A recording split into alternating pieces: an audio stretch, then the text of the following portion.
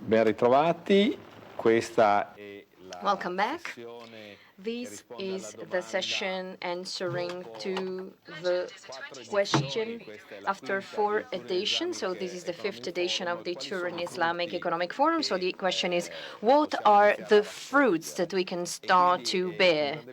And it's with great pleasure that I would like to introduce the TIEF, a success story panel, where we are going to have Mr.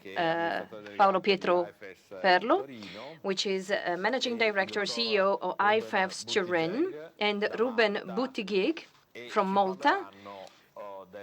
And they will tell us about a success story. I won't tell you anything more about that. So, however, I would like to read the communicate from the spokesman in the Council for Internationalization in the Piedmont region, Mr. Ricca, which unfortunately could not be here. I will read the message of the councillor. Unfortunately, due to sudden institutional commitments, I won't be able to be there with you, and I'm very sorry about that. Meetings like this one are an outstanding occasion for exchange between economic different realities that also, in virtue of similar events, can become complementary. Piedmont is a region that historically has an excellency in manufacturing and technical design.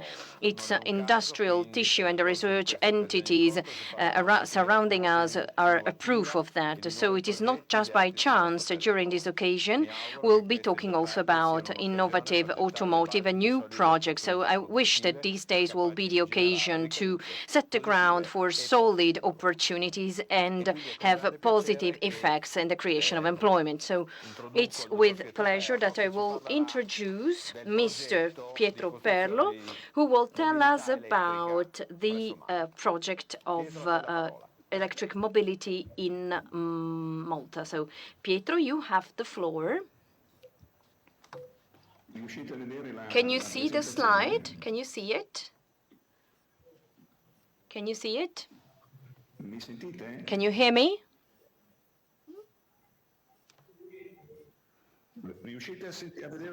Can you see and hear? Yes, we confirm we can see and hear.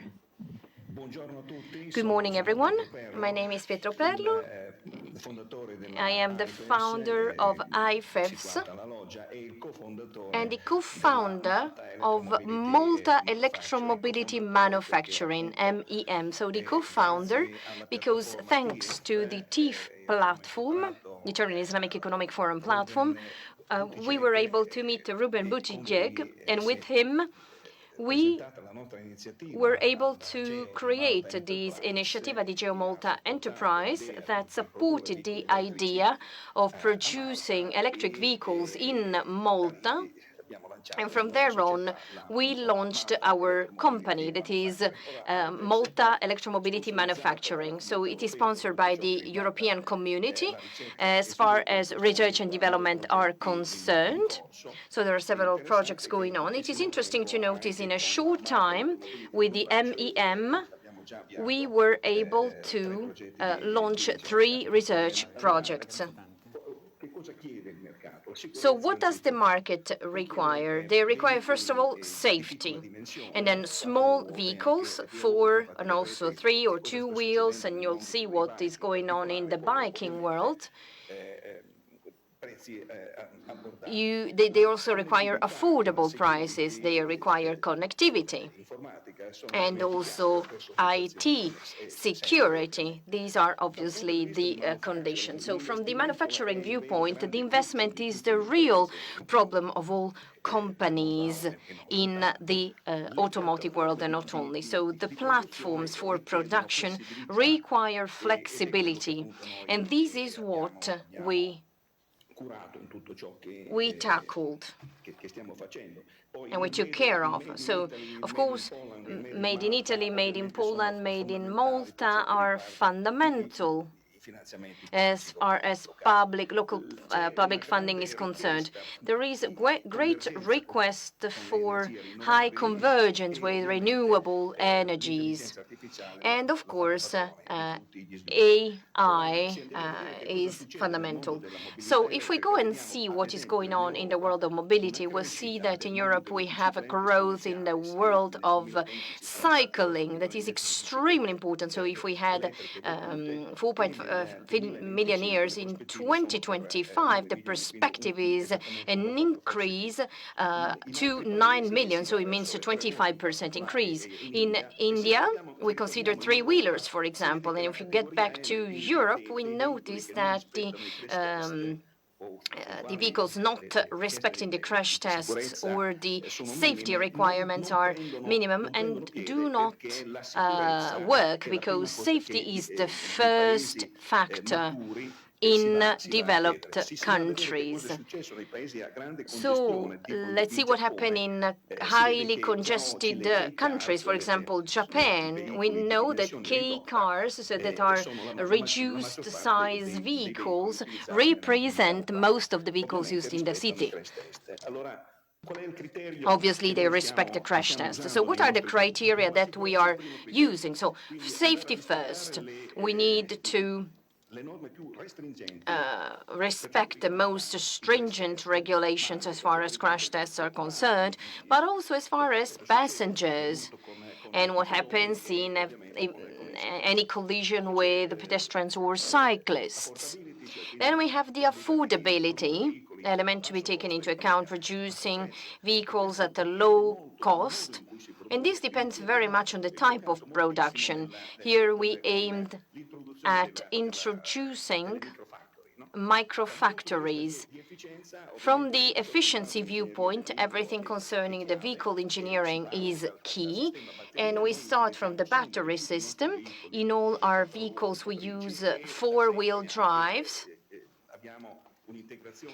and we have a very important integration of the photovoltaic. From the interactivity viewpoint, security is a key element in everything that we do.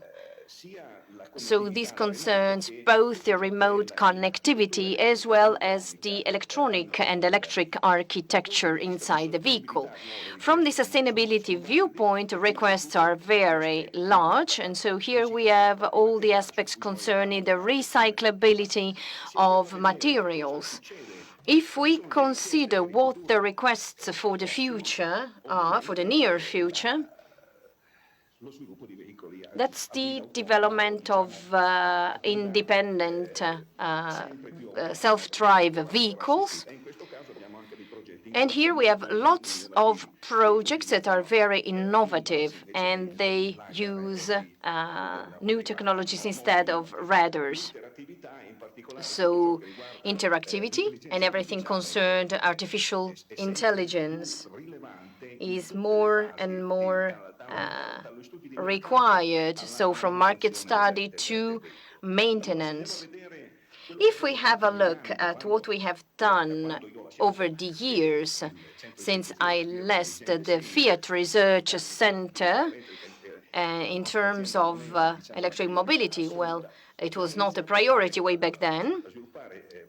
We started to develop prototypes. If you have a look at the left-hand side, you see a picture with the EU Commissar of Research in Turin. It was a picture taken in Turin. And then there has been a dramatic evolution in electric vehicles towards the industrialization with at an affordable cost for small, medium-sized enterprises. So we have developed a whole series of vehicles, and in our roadmap until 2025, we will be working on the mobility and self-drive vehicles with technologies that are innovative. So we're taking technologies that were used in intelligent missiles, and we're using them for vehicles. Concerning electric mobility with electric bikes has become a key element. And this element is quite interesting. So we always talk about vehicles, but if we have a look at what happened in 2020 in Europe, we realized that the kilometers covered with much more than the ones covered with vehicles, with electric cars. And this is going to be so for many more years to come. It's interesting that this presentation was expected 10 years ago, and now this is exactly what we expected. So electric mobility on two wheels will be more and more important over the next years. So what do we require bikes to do? Safety, interactivity, the fact of being even more energy independent, the multifunctional aspect. So the cargo delivery in some countries is easy because there are bank lines. But in southern Mediterranean countries, it's hard to find these facilities. So we need to look for a solution moving in this direction. Also cargo or almost cargo, semi-cargo as we call it. And then security, well, safety and affordability, because right now prices are not sustainable in the long run. So we cannot pay 10,000, 5,000 euros for a bike. So we're also covering this sector. And in these factories, we aim at producing these solutions only for electric bikes. We have 11 new patents covering all aspects from photovoltaic to partition, to bike handling, and to the electric architecture, consisting in an electric architecture that is the one used by a supercar. So we have something like 5 electronic files, machine learning, and they are all Italian made. And we used generalization of the Arduino Pro. And Arduino is just a few centimeters large. And right now, AI softwares are the ones that are most evolved. So for each bike, we have 5 of these microchips. So basically, they have an electronic architecture that is similar to the ones of a supercar. So talking about evolution, let's see what may happen in Italy also in the world of bicycles. We will have a doubling of the electric bicycles numbers, and the same will happen in Malta and Israel and everywhere, because these are the data and current trends. At this point, I would like to ask you to show the video. And just telling you that we are following these technologies through a Piedmontese, incredible Piedmontese network. We work with Arduino, Comao, CLM Group, LST, and Sovian. So it's a network that went to Malta, saying this is us, Italians, that want to develop electric mobility.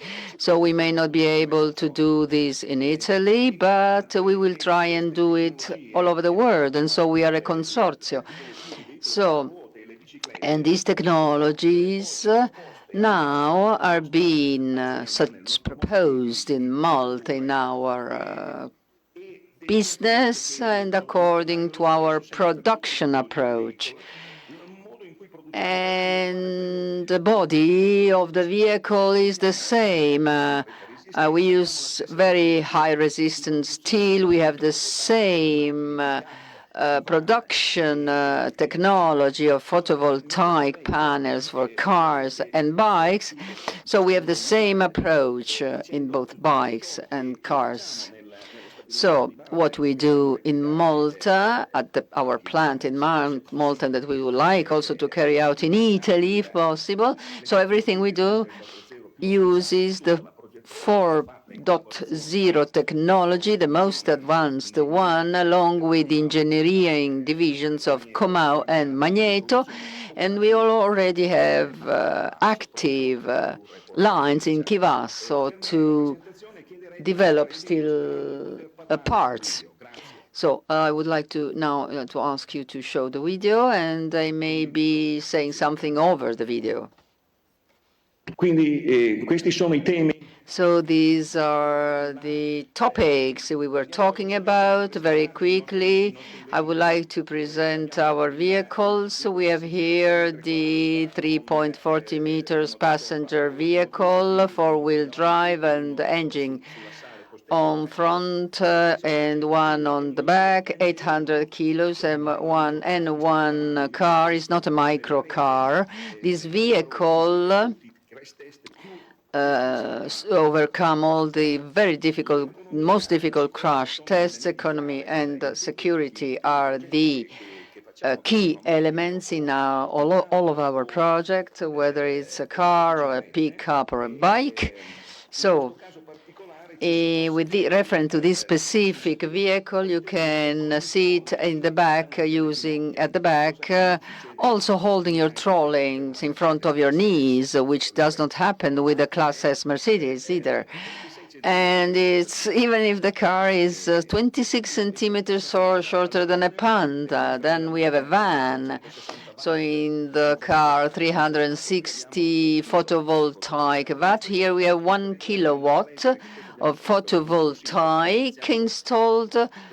And just go and check our website. We rank first, and we started before everybody else. Volkswagen just uses Italian technology. I'm talking about photovoltaic technology. The van four-wheel drive has 2.7 cubic meters loading space.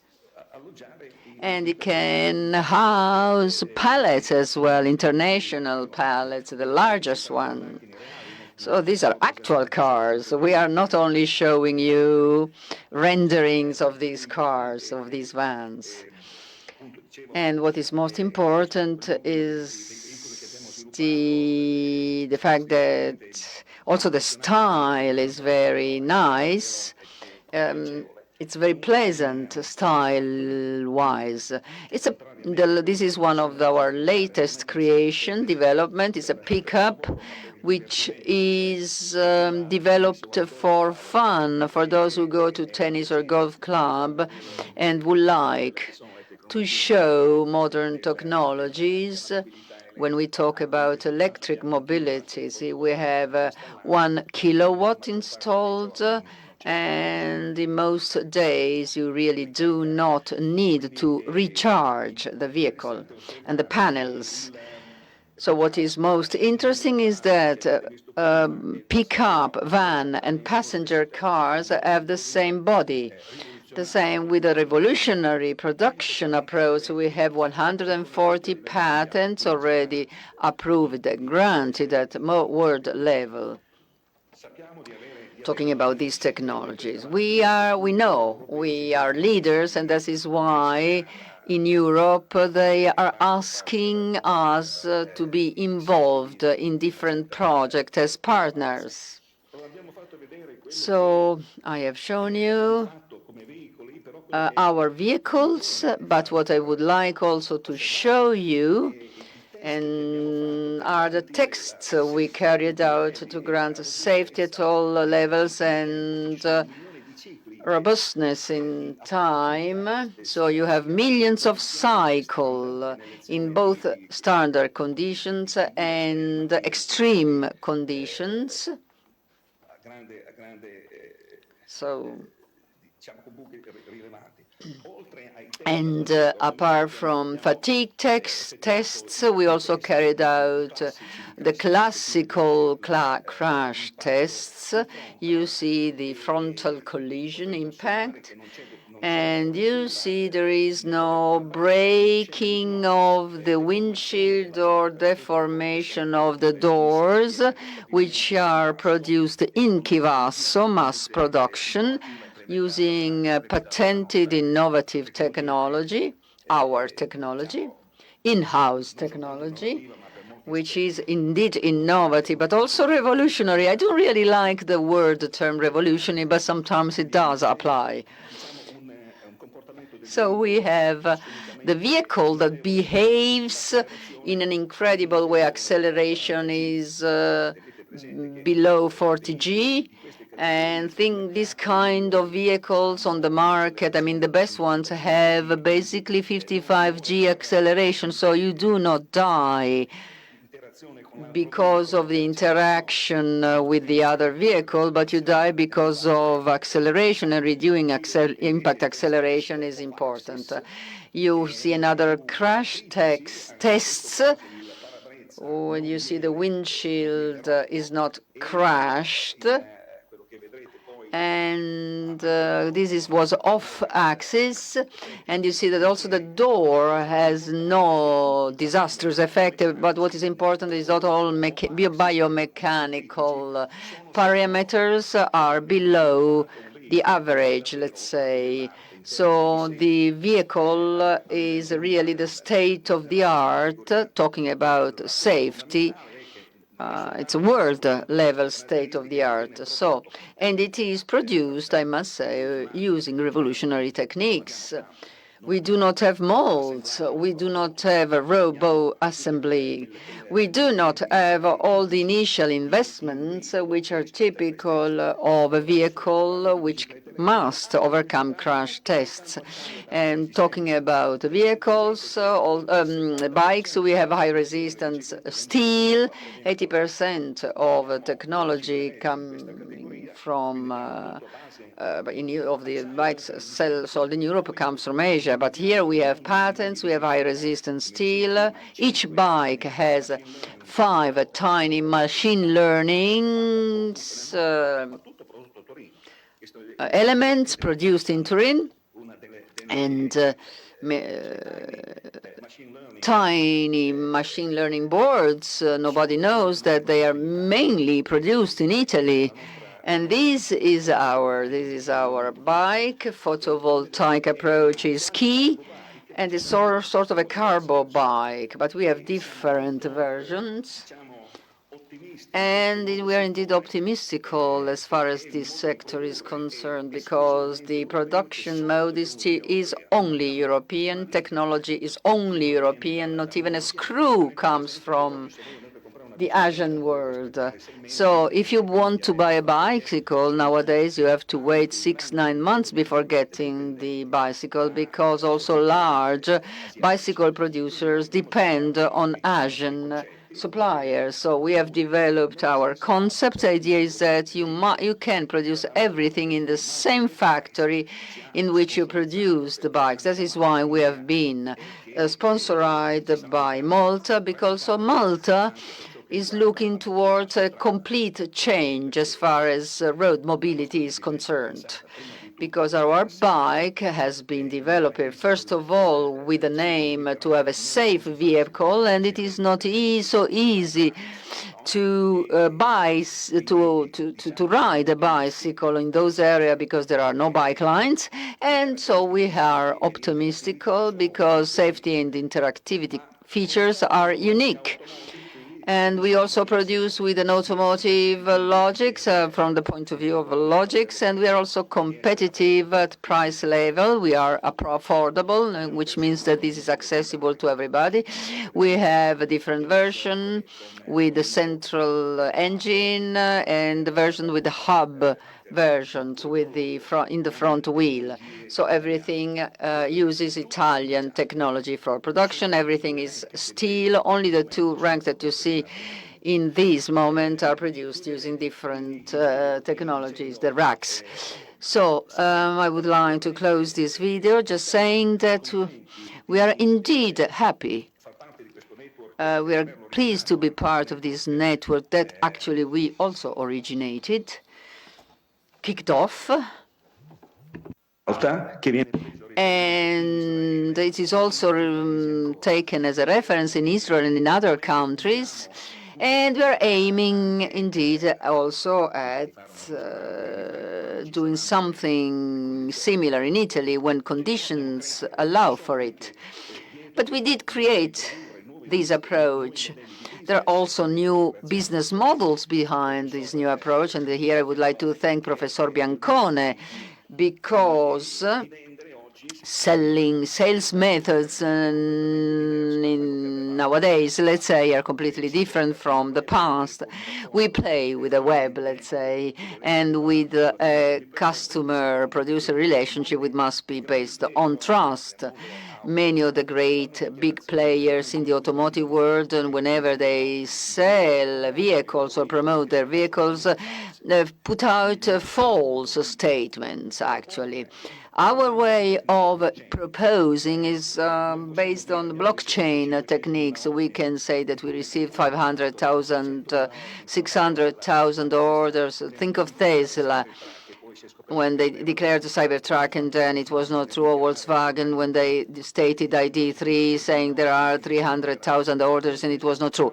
So we use blockchain techniques, so which means that basically we want to be on the market in a believable way, with credibility, and we want to be trusted, reliable, and our reliability level will be uncommon in this period in which speculation is strong. So I would like to thank TIEF organization, in particular Mr. Biancone, but I would like to thank everybody else, because it was Paolo who started everything off.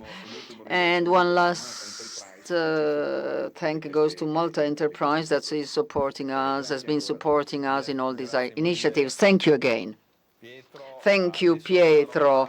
And now the floor goes to Ruben Buttigieg, Manager Director of RM Malta, production in Malta, to talk about production and the reality from the Malta point of view and how everything started through TIEF. Good morning. First of all, I would like to thank TIEF and Mr. Bugnone, Professor Biancone for their invitation.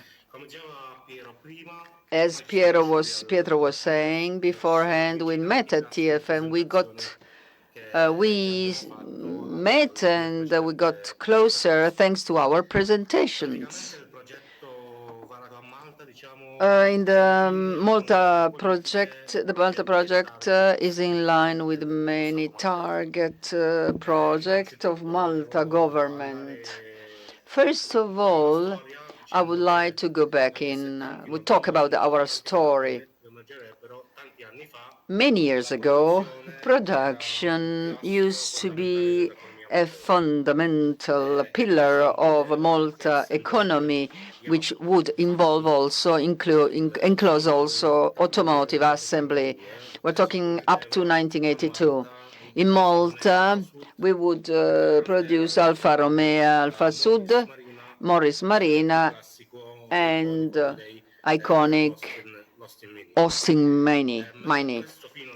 This was until 1982, when the mint of our first minister issued a decree in which a number of taxes were defined on manufacture and import of raw materials, which made automotive assembly unfeasible overnight. So up to then, 55% of cars used in Malta would be assembled in Malta. So overnight in 1982, a whole sector of industry disappeared. Since then, apart from some examples of component factories, Malta has stopped assembling all cars. In year 2014, the Malta state declared, through a financial analysis, declared that they would like to involve Islam finance components to attract them to Malta. So they developed a study of how our state could deal with the sukuk as a part of the strategy to attract different Islamic institution to Malta. In 2015, Malta Exchange developed the first Malta Islamic Index, which was not successful because Malta state did not manage to identify a project for the Sukuk Kejar, mainly because Malta at the time, its economy was very solid, let's say, and did not need to finance any project. And it was difficult for Malta to find a project to issue the Sukuk. So this was set aside, much as Islamic finance has always been part of the interest in Malta politics and policy. Later on, Malta issued some regulations and laws defining itself as a blockchain island, and these regulations and laws would cover development and digitalization of the island. The policy is still there, and through this project, we're talking about 2014 and 2015.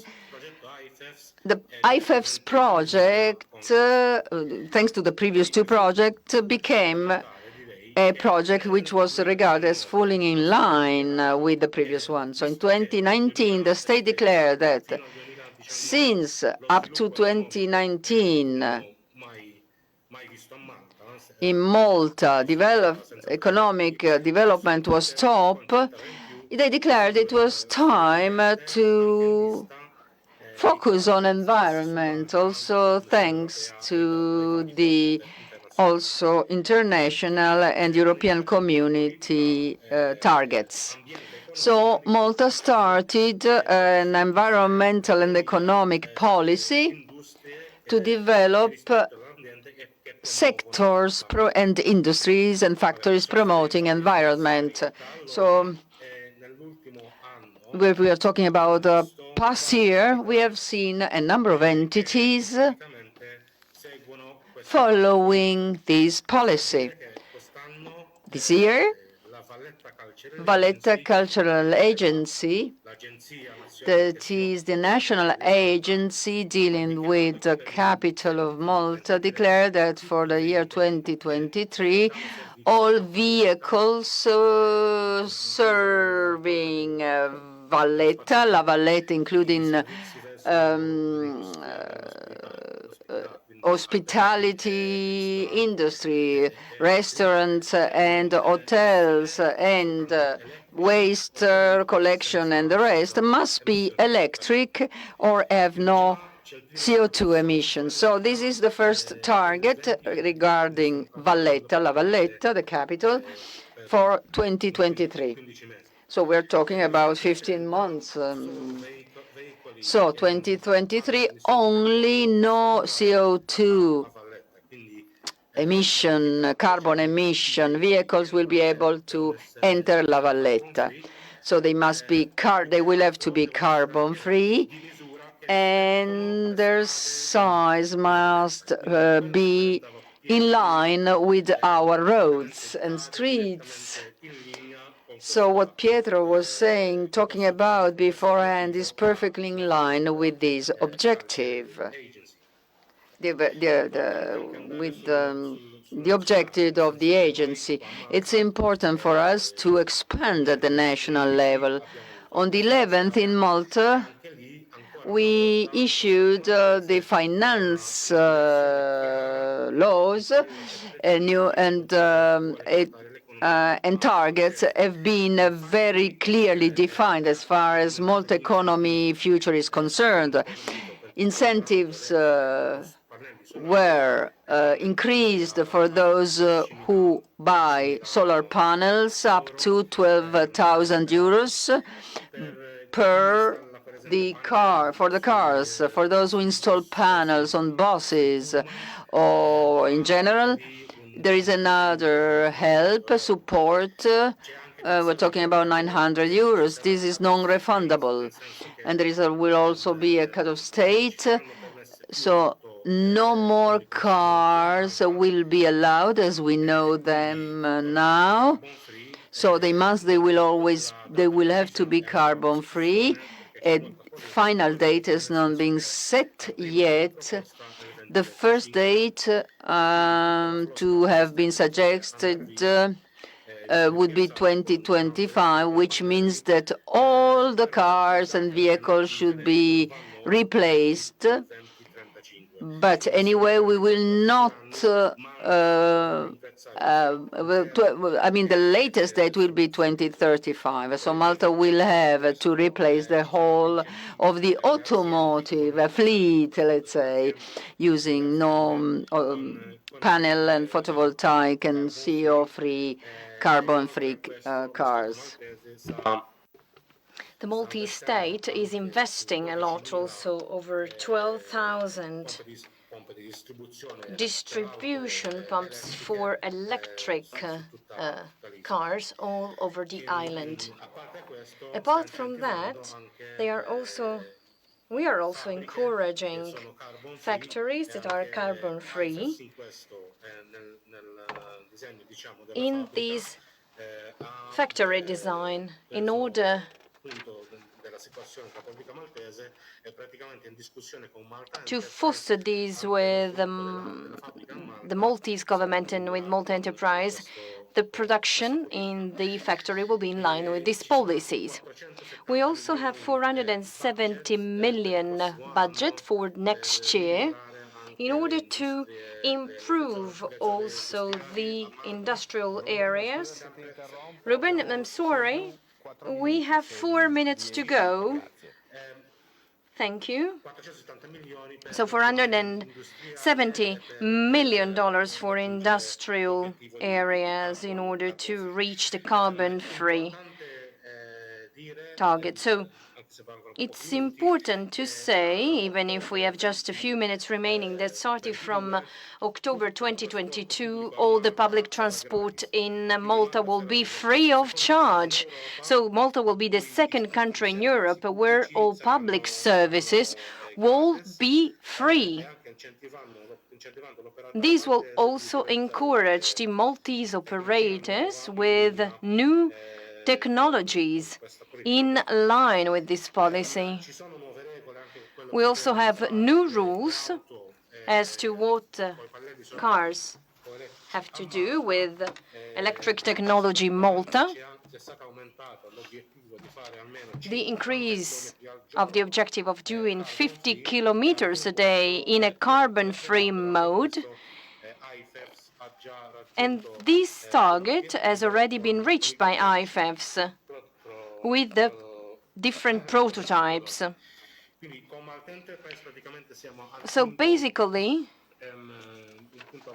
we have reached a very well advanced phase, and we have identified a location to set up the factory and also the way of working. So the land where the electromobility manufacturing will be set up will be used for Sukuki Jara. So basically, we're going to reach 3 points, important points for the Maltese policy, and therefore to set up the first public-private sukuk, and therefore to set up the first carbon-free factory and carbon-free vehicles, and therefore reach this objective on how Piero was saying about the blockchain certification. So therefore, IFEFs and MEM are ready. We hope to come back to the next Turin Islamic Economic Forum to say that we are ready in the market of the Mediterranean islands. Thank you very much, Ruben. Thanks, Pietro, for this presentation, and especially for the success story. It's the first, but not the last ones. So with Alberto Brignoni, we're very glad that you have told us about this experience, which is an experience that certainly will shake the local awareness. We have to think about these. We have to think not only about our capacity of doing abroad, but we can also consider that at the local level we can implement the same things and disseminate them around the world. Thanks a lot, and see you soon for the next panel.